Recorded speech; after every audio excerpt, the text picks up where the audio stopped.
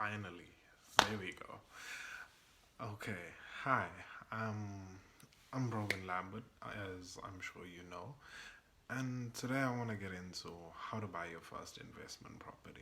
First up, sorry, I think I was a little bit late. I couldn't figure out exactly how the live streaming works. I think I'm a few minutes late. But anyway, first thing I want to get into is I want to get back into okay, how and why did I ultimately go into property? So I think all of us have some kind of story, some kind of backing as to when and how we first heard about property. But growing up, I'd always heard stories from my uncles and stuff, and they'd all be like, I bought this place and it worked out like this, or someone knew someone who knew something, but it was never very clear. We just knew, you get yourself property, you got the property, and it's all good.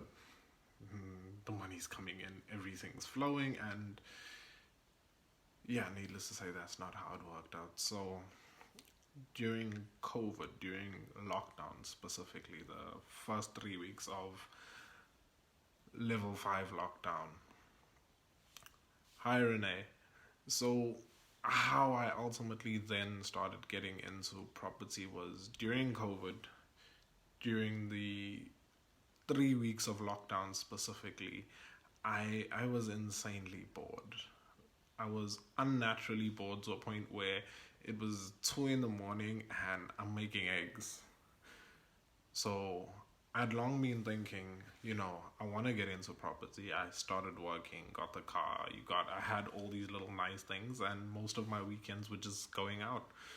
Back then, my partner still lived up in Maritzburg, so I'd travel back and forth, and it was excuse after excuse. We moved in together, and during these 3 weeks, I thought, 3 weeks, I'm gonna hit it out the park. I'm gonna figure out this property thing, and at the end of this year, I'm gonna have me a property week. All 3 weeks came and went.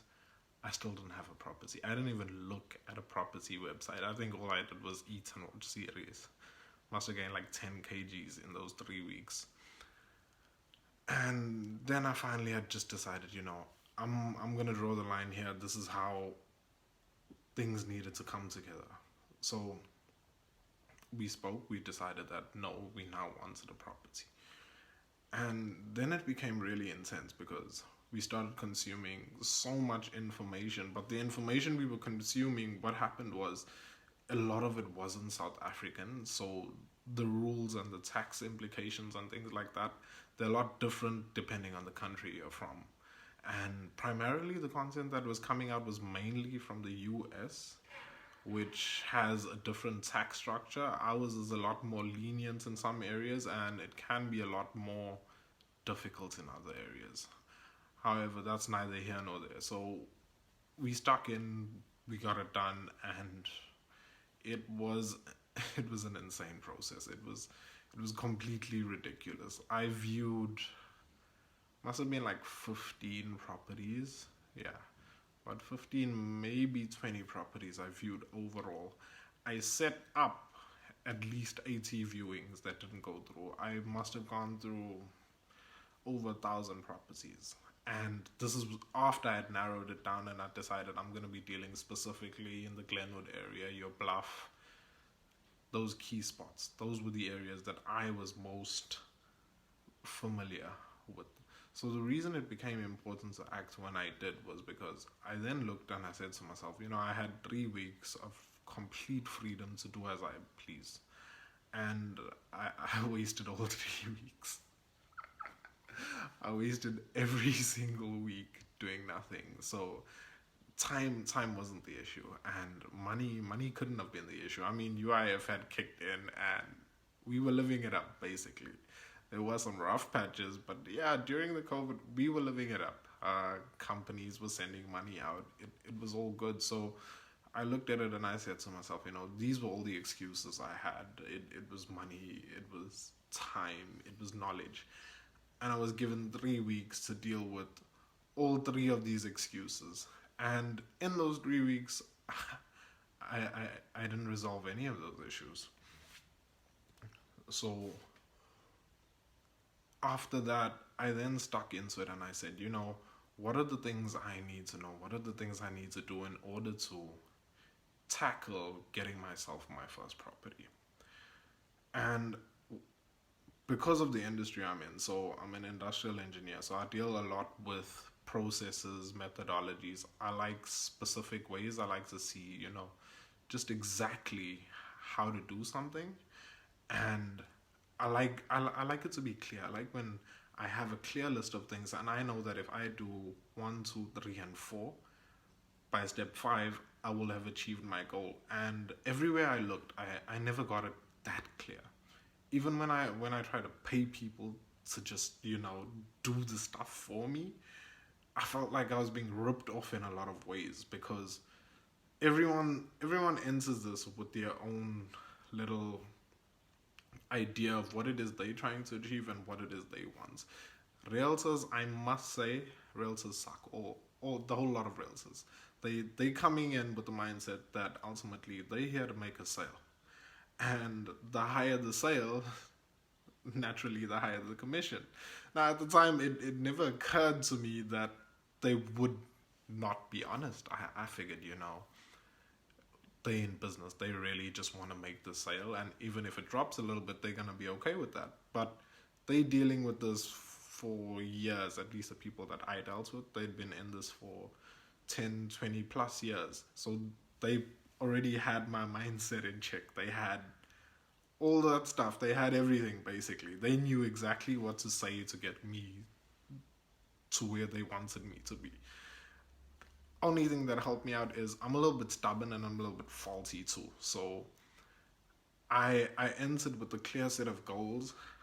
After reading through all these various people, I went through Bigger Pockets, Rich Dad, Poor Dad, and a number of others. There's also a few popular ones in essay that I really liked, but I felt like they could have gotten a lot deeper in their explanations of how and why. So really, buying your first property only comes down to about 3 things: choosing a property, getting the money to get the property, and putting a renter in the property, assuming your goal is rental. But for the purposes of this video, I'm going to stick specifically to your first property being a rental property. So getting the money, that's actually really the easy part. First things first, I really recommend you go and you visit a site called ClearScore.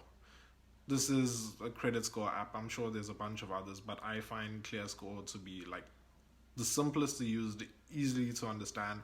In fact, I think it's so easy because it makes it so easy for you to get credit. So it might be a bit of a double-edged sword, but it really helps you get your credit score in check.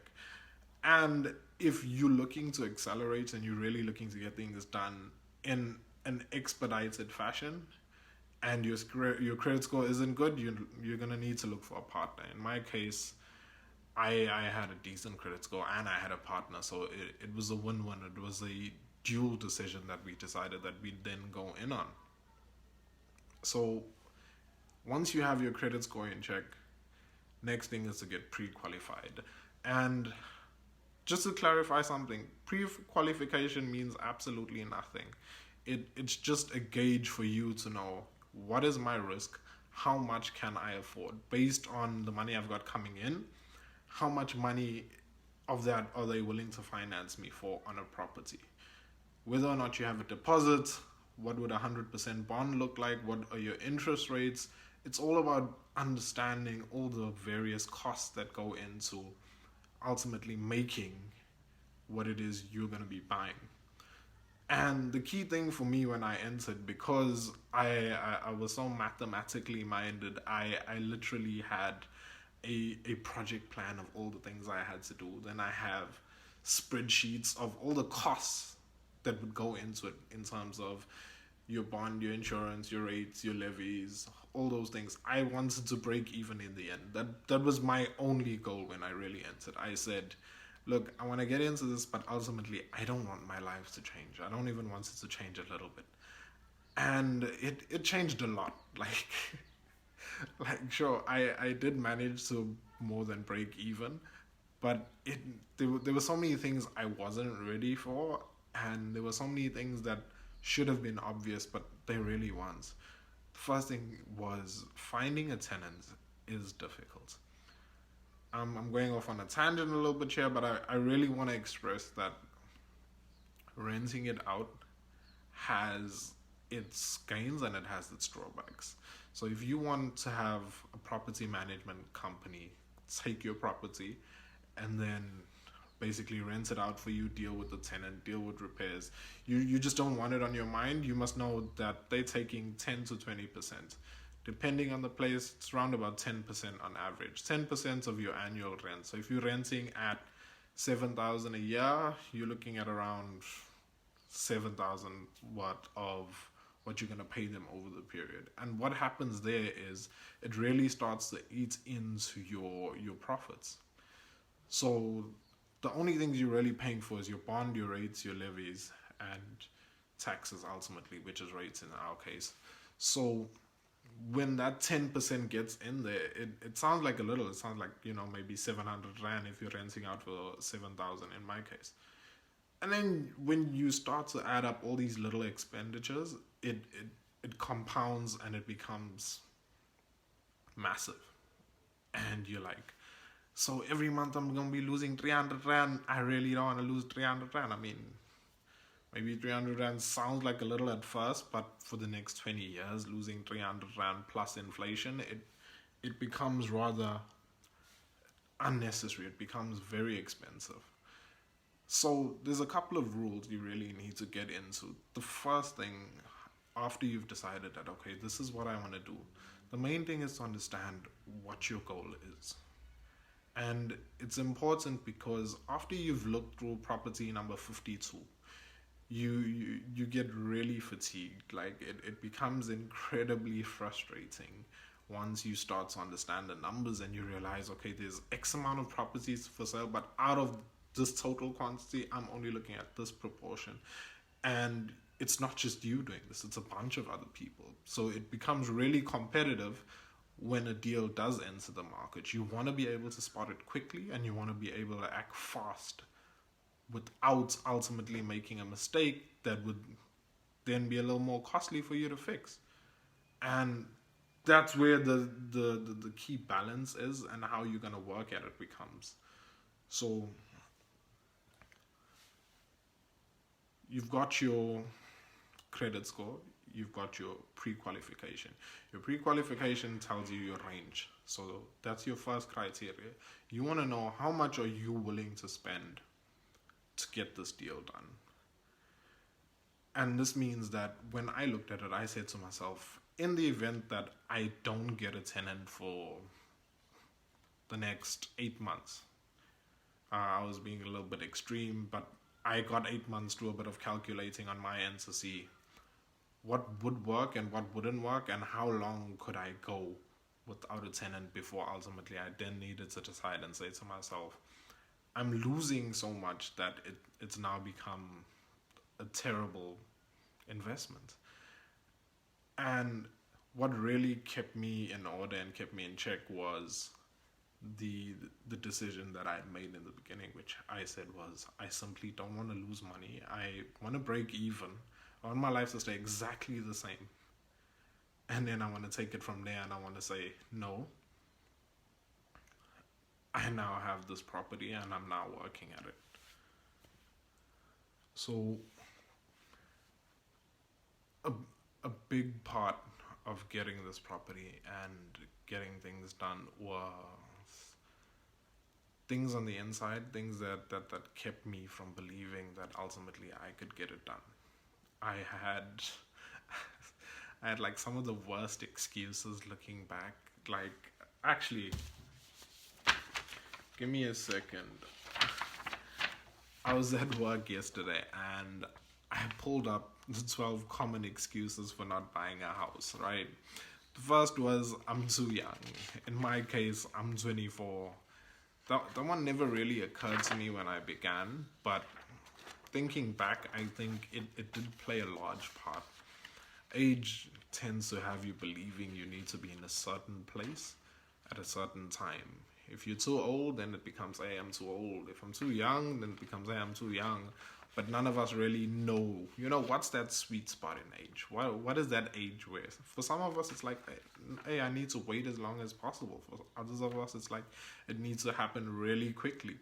Like, I thought I'd have my first investment property 20, 20. I thought 20, same time. At 20, I'm already have the first one. By 24, I figured I'd have at least 5 or 8 by now.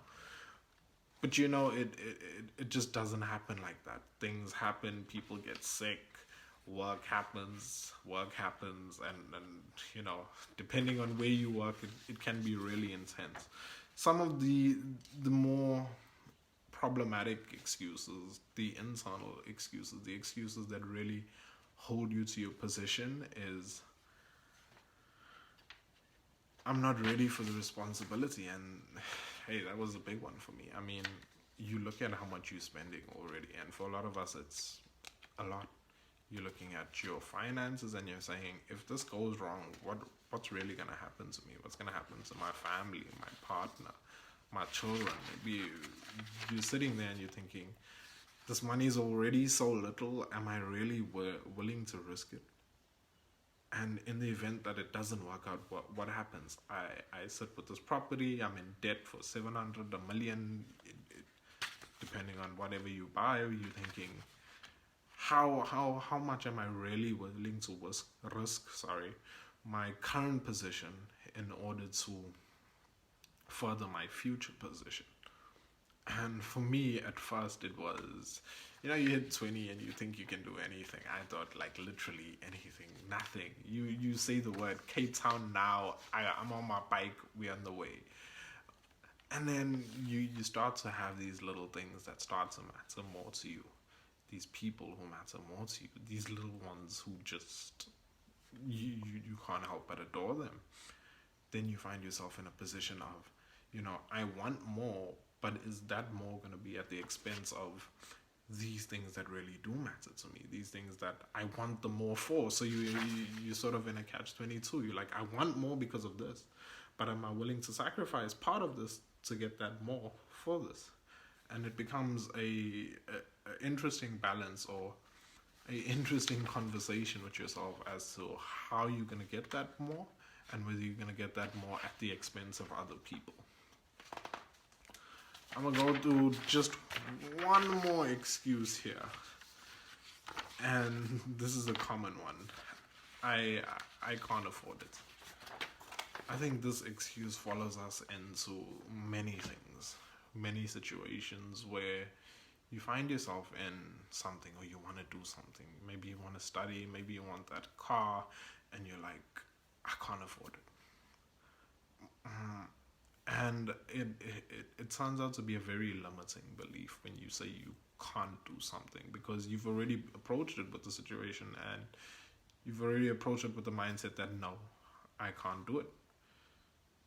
And then that becomes a justifying factor in your head. And then after you do something once, no, I can't afford this. You do it again, no, I can't afford this. Before long, you're looking back and there's all these things you said you couldn't afford. You never switch that mindset around to say, you know what, I know I can't afford it. That's purely just looking at the maths. I can't. But what are the things that I'm going to do? What are the things that I need to do in order to say to myself, you know what, this is where I am. This is where I want to be. What am I going to do to pull myself towards that?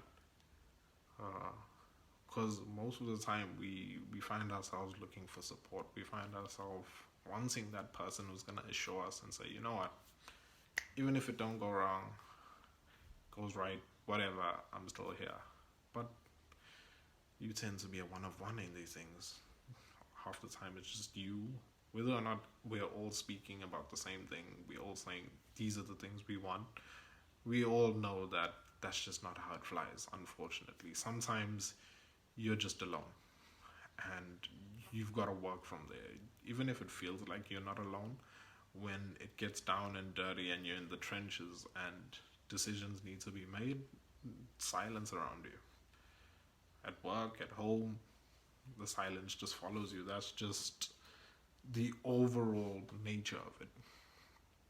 So I want to tap into one more thing before I close out, and it was mainly what helped me get through this, what helped me overlook the, the the various obstacles that I felt were in my way. A lot of them actually weren't.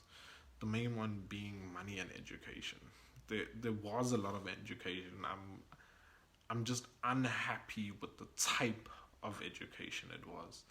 I didn't feel like it was local enough. Like I wanted like some bluff level knowledge. I didn't want to hear about Milwaukee and Arizona and places I've never been, but that was what I had to deal with. Those were the things I had to work with. And once I'd made that decision and said, you know what, I don't care. Come hell or high water, I'm getting this property. 2020 is just not gonna end with me not owning one. Even if I own one and I'm sleeping on a road, I didn't care at the time. I really didn't care. I just knew that this was happening and it was happening with or without my consent. Which is a strange way to put it, but I've always felt like there's two sides of me. There's a side that disagrees and there's a side that don't give a. Okay, I'm not going to say that, but you get what I'm getting at. And I'd let the I don't give a take control, because I was in that point where I wanted it to just happen. Whether I was going to be happy with it in the end, whether I was going to be miserable with it in the end, I knew that it would be something that ultimately would shape me. Either I'd be a person who says they're going to do stuff and don't follow through with the stuff, or I'd be a person who does the stuff and follows through and it flops anyway. but, but either way, I was going to be one of those people. I just knew which person I wanted to be. I don't believe anyone really needs anything to get anything done, which is to say, I don't believe you need the knowledge. I believe you need the drive first, the enthusiasm, and then to follow through. Everything else, it's there. It's completely waiting for you. It's just one call away. It's literally just go ahead, find someone, and that's it.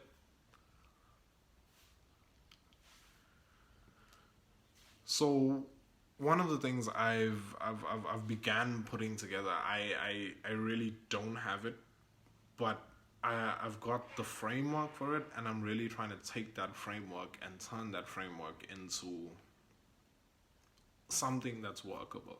I really wanted my hand to be held during my property purchase. I wanted someone to say, you know what, Brogan, here's your hand, give me. If you follow me, at the end of this, you'll be having a property.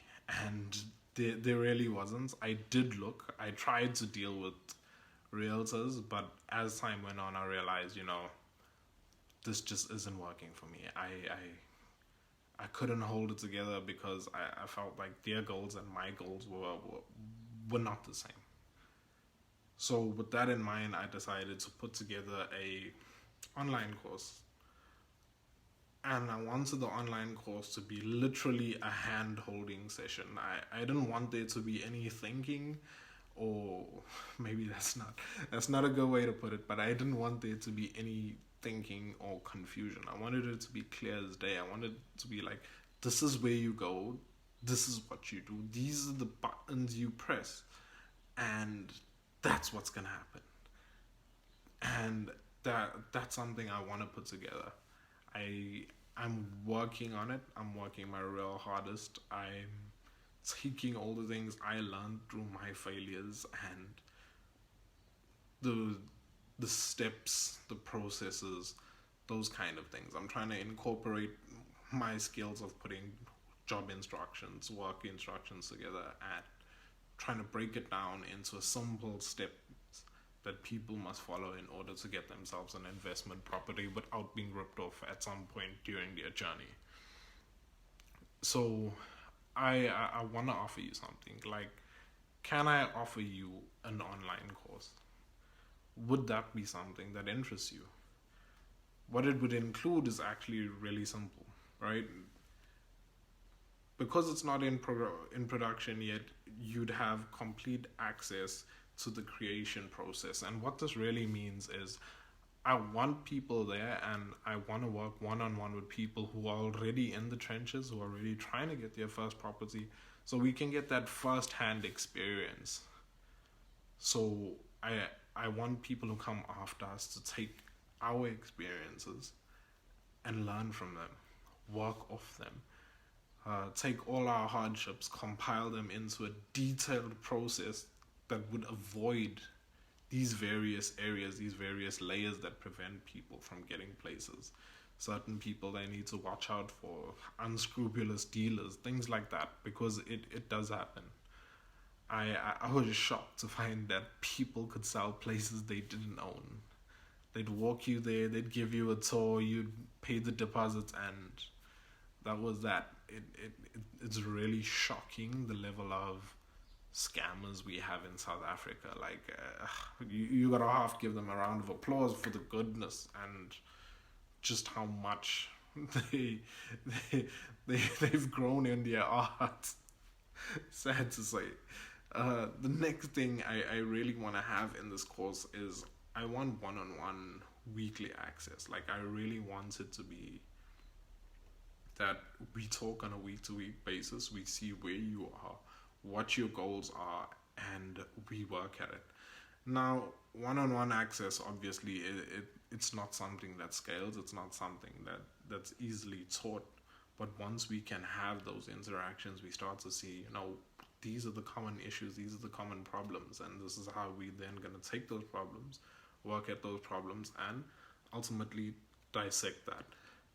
Another thing is you'll have instant access to the courses as soon as they're available. So there is a timeline in order. There is a timeline on how it's going to work, when the course is going to be released. I'm aiming for around 2 months' time, but you'll have weekly updates. As soon as something's ready, it will be right there. I'm going to be using a very nice platform. It has the simple steps and everything there, and we'll test various items between spreadsheets, presentations, and videos, and we'll see, what works best for different aspects in the learning journey, because sometimes it requires a little more mathematical knowledge, and we need to get into it, and we need to say, this is what your budget is, this is what you can afford, this is your risk gap, and how best can we close that risk or minimize that risk to the best of our ability.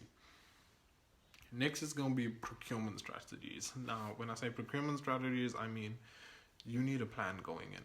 There's so many properties being listed due to COVID because some people are losing them, other people are deciding, it's really not worth it.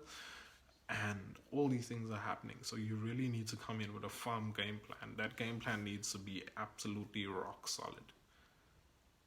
It needs to be really clear, and I really want to get into it. I want us to know these are goals, this is what you want, and then I want to lay out all that information to get us towards where you want to be. And then another key and a rather big one is budgeting and risk analysis. And I say budgeting because there are things that are going to happen in that property that you're going to have to pay for. Light goes out, geyser gets effie. A house is like a really expensive toy. you like it when it's there. You feel the walls. You're like, this is just amazing. And then it starts to leak, and then the tenant calls you. The tenant says it's leaking, right? So just to give you a bit of a handle on what it is what happened to me. So about a month into the tenant moving, and I get a call. They say to me, no, they can't get in, the door's stuck. So they arrive like 6 a.m. I only answered at like 7 because I wake up at 7. I get in the car, take a drive there, I get there, I bang on the door a little bit, door's not opening. So she says to me, no, I've already called a locksmith. They're on their way. So I'm like, okay, how long? And she's like, nah, 15 minutes. I'm like, okay, when you call? She's like, okay, 15 minutes around. I'm like, okay, so fine, sure. Locksmith should be about here by now. Locksmith didn't arrive. 5 minutes, 10 minutes. Then I'm like, okay, you know what, something's off. I've been coming in and out of here for the past few weeks, perfectly fine. I go up to the door, I give it a little thump, and lo and behold, the door opened. So I'm walking out of the premises. As I come out, I run into the locksmith, like just doops. Now, the locksmith says, okay, I need a call out fee. And I'm thinking to myself, damn, I gotta pay this dude because the door could open. it was, and it's not a funny story, and call out fees really are serious because they ultimately did spend their time to get there, but nah, it wasn't a good feeling. It really was not a good feeling. Now, things like budgeting and analysis, so unless you've got a financial manager or you know the price of one, you know that such things really do come at quite a cost. Same with one-to-one access. Ultimately, I still am an engineer. I do spend my day doing engineering stuff, so we'd have to probably get together on weekends, but that's like a really good bonus to really add on and ensure that it's one you got. A couple bonuses I really want to include with this, and this is only going to be open to 10 people. And the reason I'm saying 10 people is because I don't think I could talk to more than 10 people a week, one-on-one every week, until they've got their first property. Which I know sounds a little off, but yes, 10 people is a lot. I'm thinking of just the level of effort and the work that was required by me alone. I think I can really be useful to 10 people. Anything more than 10, it'll become a little difficult for me to go ahead and say, this is how it works, this is what it is, and take it from there. So, two bonuses I really want to include is a detailed plan on how you get your tenants, how do you screen your tenants, how do you structure your lease. Actually, I got my lease right here, so dented the car. It had been sitting somewhere. I really need to file it, but it's actually all quite simple, provided you're extremely clear with your tenants in the beginning, and you do like a really extreme vetting process. My previous landlord, so I spoke to her about this, and she had given me some solid advice, despite the fact that I was moving out of her place. And her previous tenants refused to pay the rent. So when she ultimately came to kick them out and she got in, a large portion of the ceiling was gone. And that's largely because she probably should have did a lot better screening than she did. That's it. That's it. That plays a really huge part. With my tenants, I didn't actually want them. They are 2 students, 2 girls. Now, most rentals or most agents know that students aren't the best. They really aren't. I lived in a student accommodation in Johannesburg, J1. This is at the edge of Braamfontein, just as you come out Park Station. They were terrible. They broke stuff. They left the stove on just to heat the room. It was chaos. It just, I remember thinking, right, they came for viewing. Like, a bunch of people came for viewings. They came for viewing, and I looked at them, and instantly all these judgments are popping into my head. Instantly, absolutely instantly. I'm thinking to myself, oh Lord. So fortunately, I know actually a ton of people. A ton of people I didn't know I knew, right? So I had spoken to a coworker whose dad happens to own a couple of properties. So the dad says, no, what you do is you get the parents to sign the lease, and you interact with the parents and not their children. That way you have that extra level of surety, and you have that extra level of comfort to say, you know what, I'm dealing with someone who's mature, someone who is actually paying the bills, so they're going to be a lot more invested in ensuring that, you know what, this happens smoothly, because ultimately the parent is in the Eastern Cape and I'm down here in KZN. So they want that level of interaction, that communication, to ensure that those things happen. And lo and behold, I got myself a pair of awesome tenants. They're really good. And the last on the list of bonuses is detailed rental management.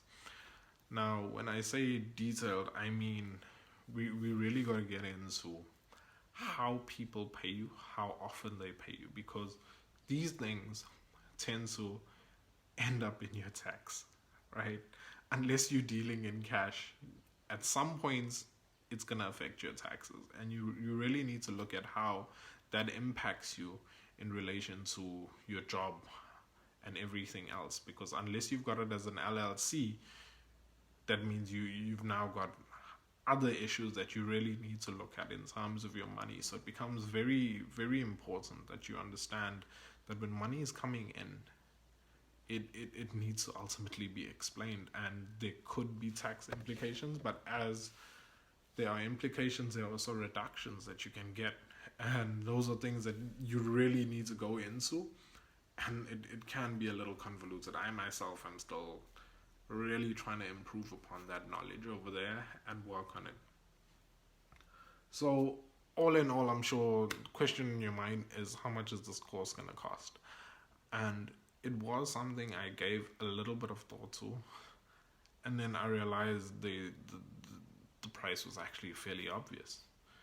It's going to cost what it cost me on my very first bond payments.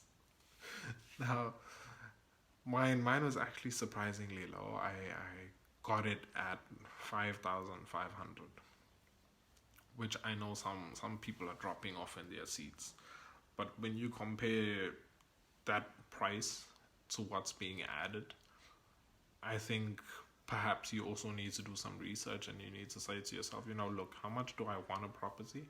How much do I want my hand held by someone who has done it, who's literally just did it, who can advise me, who can always be there for me throughout this process, from the point that I begin to the point that I have your property, because I really am here to ensure that you get this property. I want you to have it. I want you to have the experience, have the that internal pride, that shit that just got you going, and you're like, yes, I worked at it, I said I'd have it, here it is. And if you think 5,500 is too much for that, then I'm gonna have to say to you, I think you need to look at the prices of properties and the repayments, and then you realize, like, that's a little drop in the bucket. It should probably cost more, but I want it for you, and I want it to be as detailed as humanly possible. It's something I really want to work at. I want you to have and look forward to. Okay, I'm at the end. Is there any questions that you want to have? There was one question I was asked, by a friend of mine. And the issue here was the issue of cost. Friend said to me, I've got a bad credit score. How do I still get this? And I'm like, you know what? If your credit score is that bad, you need a partner, or you need someone else who's going to fund it entirely.